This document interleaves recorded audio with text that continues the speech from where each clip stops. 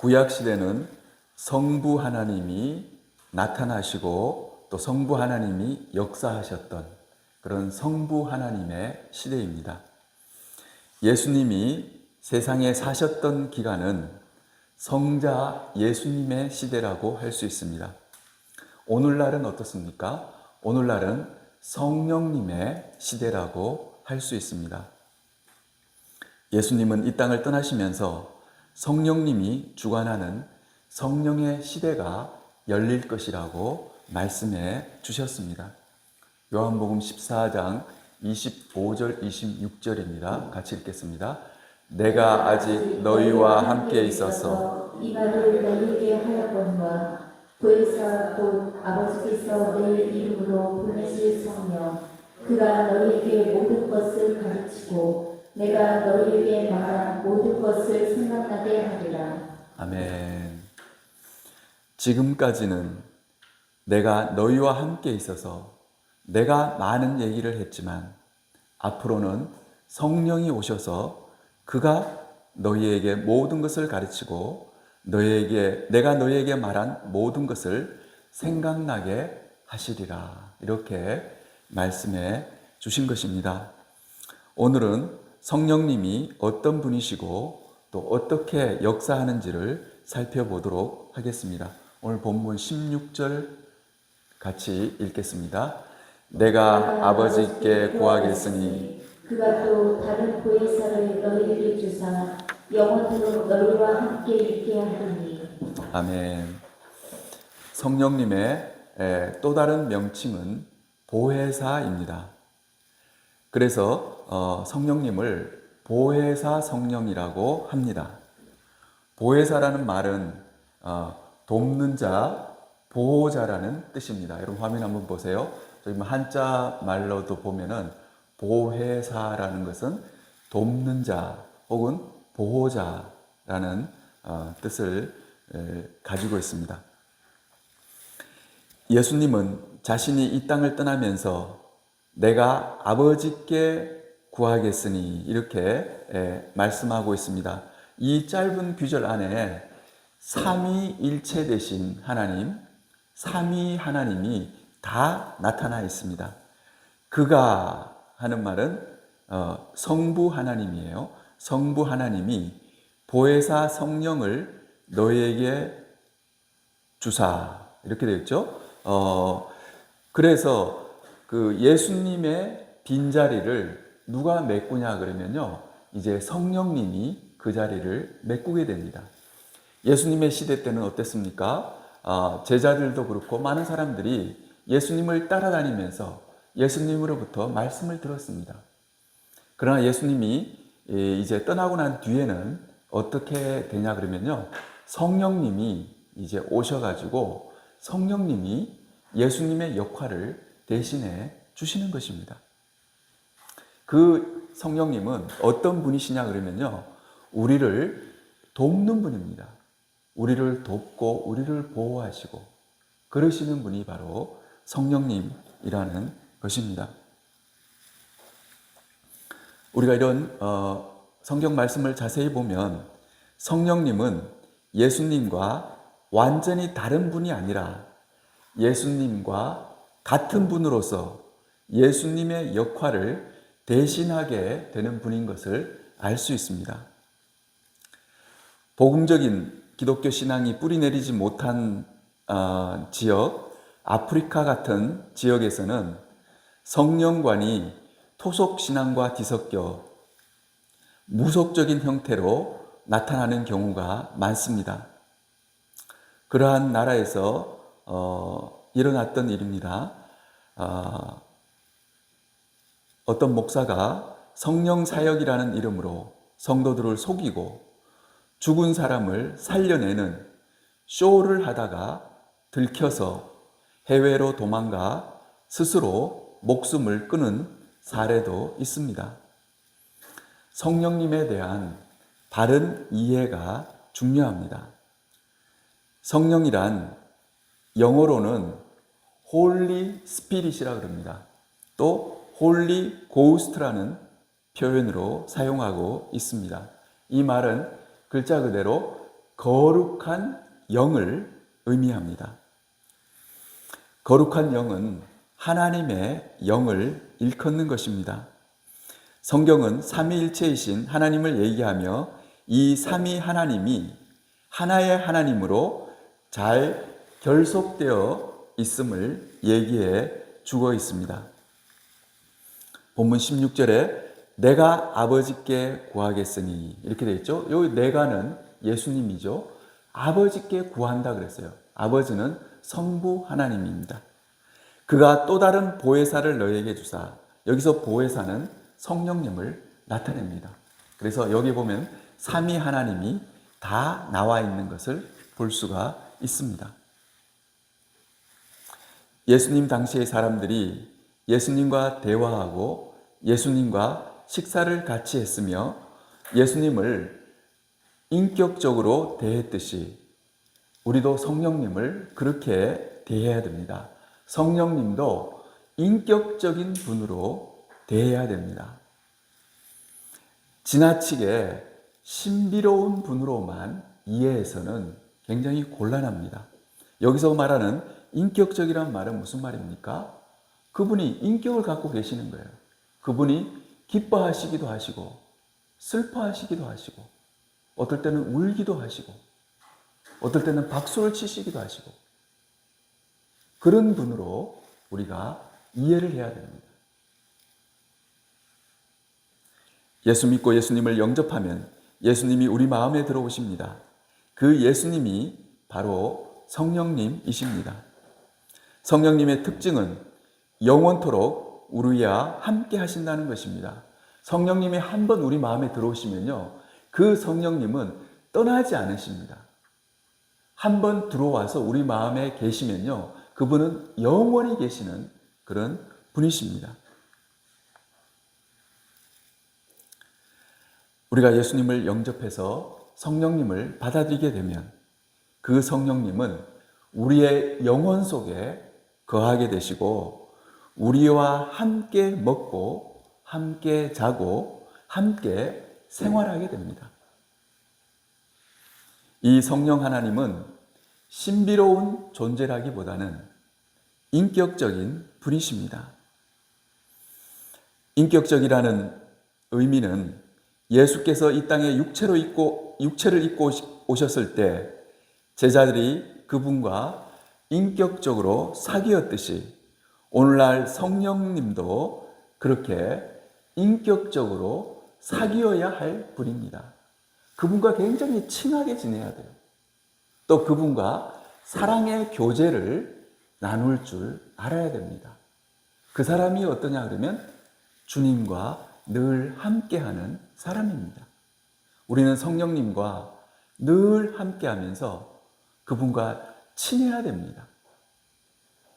우리가 그분을 사랑하고요, 그분도 우리를 사랑하고 이런 사랑의 교제를 나눌 줄 알아야 합니다. 에베소서 4장 30절입니다. 같이 읽겠습니다. 하나님의 성령을 근심하게 하지 말라. 그 안에서 너희가 구원의 날까지 인치심을 받아갑니다. 아멘. 여기 보면요, 하나님의 성령을 근심하게 하지 말라 그랬습니다. 성령님이 얼마나 인격적인 분이신가를 보여주고 있습니다. 우리는 늘 지내면서 이 말씀을 기억해야 됩니다. 우리 안에 계신 성령님을 이렇게 근심시켜 드려서는 안 됩니다. 여러분, 보혜사라는 말은 우리를 돕는 분이라고 그랬잖아요. 세상에서 가장 나쁜 사람은 어떤 사람이냐 그러면요, 은혜를 모르는 사람입니다. 나를 도와주고 나를 진정으로 위하는 그 사람을 어떠냐 그러면 그 사람을 배신하는 것, 그 은혜를 모르는 사람, 그 사람이 가장 나쁜 사람입니다. 보혜사 성령님을 마찬가지입니다. 성령님이 우리 안에 들어오셔가지고 우리를 계속해서 도와주시고 우리를 격려하시고 우리에게 힘을 주시고 그렇게 하시는 분인데 우리가 그분을 근심하게 한다는 것은 굉장히 잘못된 거예요. 그런 일이 없어야 됩니다. 우리는 어떻게 하든지 성령님을 기쁘시게 하는 그런 삶을 살아야 됩니다. 성령님은 이렇게 지성과 감성과 의지를 지닌 분으로서 우리는 그분을 기쁘시게 해드릴 수도 있고 또 근심하게 해드릴 수도 있습니다. 우리는 우리 마음에 계시는 성령님과 늘 대화하고 식사도 같이 하고 인격적으로 잘 교제하고 성령님과 좋은 관계를 맺고 살아야 합니다. 그렇게 사는 사람은요, 그의 삶에 성령의 열매가 맺히게 됩니다. 갈라디아서 5장 22절 23절입니다. 같이 읽겠습니다. 오직 성령의 열매는 사랑과 희락과 화평과 오래 참음과 자비와 양성과 충성과 온유와 절제니 이 같은 것을 금지할 법이 없느니라. 아멘. 이 구절에서 우리가 꼭 주의해서 봐야 될 것은 성령의 열매는 했습니다. 이 열매가 단수로 되어 있어요. 열매들이 아닙니다. 그 뒤에 9가지를 언급하고 있지만 신기하게도 성령의 열매라는 저 열매는 단수로 표현되고 있습니다. 이게 번역이 잘못된 것이 아닙니다. 성경 원문을 봐도 저 말은 단수로 되어 있습니다. 이것은 어떤 의미가 있습니까? 우리가 성령님을 기쁘시게 하고 성령님과 사랑의 교제를 나누게 되면요, 성령의 열매가 맺히는데 그 성령의 열매는 단수라는 거예요. 저런 9가지가 한꺼번에 묶여져 있는 거예요. 그러니까 이런 경우가 있겠죠. 어떤 사람이 나는 사랑과 희락의 열매는 맺히는데 오래 참과 자비의 열매는 맺히지 않는다. 그런 건 있을 수가 없다는 거예요. 무슨 얘기인지 아시겠죠? 우리가 성령의 열매가 맺히게 되면요, 그 사람은 저 9가지가 하나가 돼가지고 그 사람에게 맺히게 되는 겁니다. 그래서 우리는 이런 성령님과 늘 동행함으로 말미암아 저런 성령의 열매가 맺어지는 사람이 되어야 됩니다. 저 9가지 중에 한 가지라도 저게 한꺼번에 이루어지는 거예요.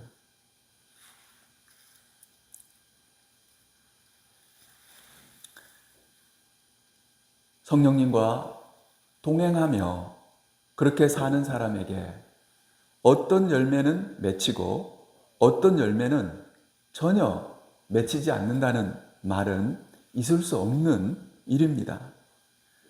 성령님을 마음의 중심에 모시고 살아가면서 우리의 성령님과 늘 교제하면요, 우리의 성품 속에 성령님의 성품인 저 9가지 열매가 우리에게도 맺히게 되는 겁니다.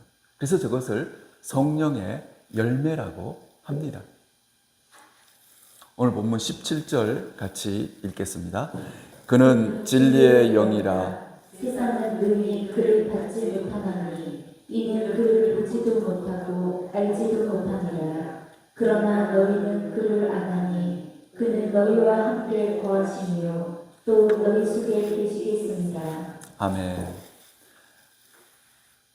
성령을 얘기할 때 꼭 기억해야 할 것이 있습니다. 그것은 거룩한 영, 성령만이 존재하는 것이 아니라 악한 영, 악령이 존재한다는 사실입니다. 악령은 성령의 역사를 방해합니다. 성령의 역사와 악령의 역사는 서로 대립되게 되어 있습니다. 17절을 보면은 성령은 진리의 영이라고 되어 있습니다. 여기서 진리는 하나님의 말씀을 얘기합니다. 성령님은 예수님이 말씀하셨지만 하나님의 말씀을 전해주는 그런 진리의 영입니다. 우리가 예배 시간에도 하나님 말씀을 들을 때 그 말씀이 내 마음에 이렇게 깊이 들어오도록 이렇게 해주시는 분도 누가 해주시냐 그러면 성령님이 해주십니다. 늘 성령님과 함께하고 성령님과 동행하는 사람은요, 이렇게 말씀 듣는 것을 굉장히 기뻐합니다. 그리고 말씀을 들으면요, 말씀을 듣는다든지 읽는다든지 하면은 그 말씀이 내 마음에 와서 잘 이렇게 박히는 거예요. 그러나 그렇지 못한 사람은 어떻습니까? 아무리 말씀을 들어도, 아무리 좋은 말씀을 들어도 그 말씀이 나한테 와서 닿지를 않는 겁니다. 내 말씀이 되질 않아요.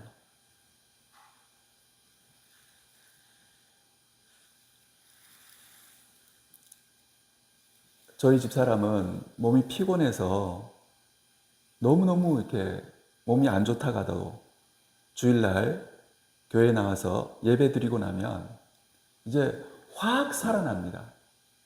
몸도 살아나고 영혼도 살아나고. 어떻게 해서 그런 일이 일어납니까? 영혼의 양식이 되는 하나님의 말씀을 우리가 섭취하도록 도와주는 분이 누구냐 그러면 성령님이십니다. 진리의 영이세요. 악령의 역사는 어떻습니까? 하나님의 말씀을 못 듣게 합니다. 우리가 전도를 해보면요, 어떤 일이 일어나냐 그러면 주일날 꼭 무슨 다른 일이 생겨가지고 교회에 못 나오도록 합니다. 하나님 말씀을 못 듣게 하는 거예요. 그리고 교회에 와서 또 집중하지 못하게 하고 졸게 만들고 여러 가지 것들로 하나님의 말씀을 못 듣게 만드는 것이 악령이 하는 역사입니다. 그러니까 영혼의 양식이 되는 하나님의 말씀을 못 듣기 때문에 그 사람이 어떻게 되냐면 그 사람이 점점 약해지고 병들게 되고 그렇게 되는 겁니다. 성령의 역사 가운데 많은 사람들이 혼란스러워 하는 것이 있습니다. 그것은 성령 세례라는 것입니다. 사도행전 1장 5절 같이 읽겠습니다. 요한은 물로 세례를 베풀었으나 너희는 연락이 못하여 성령으로 세례를 받으리라 하셨느니라. 아멘. 이 말씀은 상당히 어려운 이런 말씀입니다. 그러나 예수님이 하신 말씀입니다. 한 가지 이 말씀을 보면요, 한 가지 분명한 것이 있습니다. 요한은 물로 세례를 베풀었다고 얘기하고 있습니다.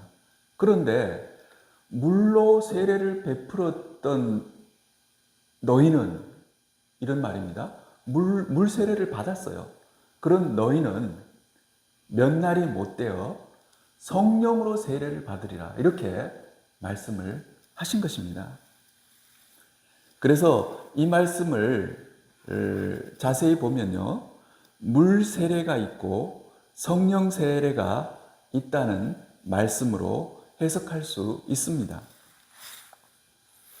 물 세례는 성령 하나님이 우리 마음에 들어오시는 세례입니다. 성령 세례는 우리 마음에 들어오신 성령님이 왕이 되시고 주인이 되시는 그런 세례입니다. 이 두 개가 조금 다르죠. 물 세례 혹은 물 침례는 예수님이 우리 마음에 들어오시는 거예요. 그 다음에 성령 세례 혹은 성령 침례는 무엇을 의미하냐면 그 우리 마음에 들어오신 성령님이 왕이 되시고 우리 마음에서 주인이 되시는 그런 세례를 얘기합니다.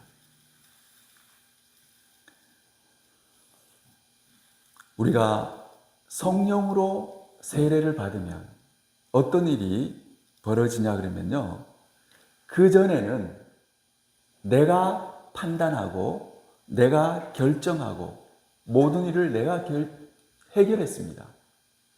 그러나 성령 세례를 받은 사람은 이제 성령님을 내 마음의 주인으로 모시고 그분을 나의 왕으로 모시는 사람은 어떻게 하냐면 성령님께 묻는 거예요. 그리고 성령님이 판단하시고 성령님이 결정하시고 성령님이 문제를 해결해 주시는 것입니다. 글자 그대로 성령님이 이제 우리의 주인이 되어 주시는 것입니다. 어떤 믿지 않는 분이 계셨어요. 그분은 큰 사업을 해서 돈을 많이 벌게 된 분입니다. 그분을 만나서 제가 이런저런 얘기를 나누다가 제가 그때 허리가 좀 아팠습니다. 그래서 허리가 아프고 그런 상태에 있었는데 제가 그분한테 그냥 그런 얘기를 했어요. 우리 믿는 사람들은 그런 얘기 많이 하잖아요. 허리 아픈 것도 하나님께 기도하고 하나님을 믿고 의지하면 하나님이 낫게 해 주실 거라고 그런 얘기를 했어요, 그냥. 그랬더니만 이분이 깜짝 놀라는 거예요. 자기는 지금까지 살면서 한 번도 누군가를 믿고 의지하고 그런 생각을 해본 적이 없대요. 몸이 아파도 그러고 무슨 일이 생겨도 다 내가 병원을 찾아가고 내가 해결책을 찾고 내가 해결했지. 누구를 믿고 의지하고 그런 것은 한 번도 해보지 않았다 그러더라고요. 여러분, 이것이 중요합니다. 예수 믿는 사람이,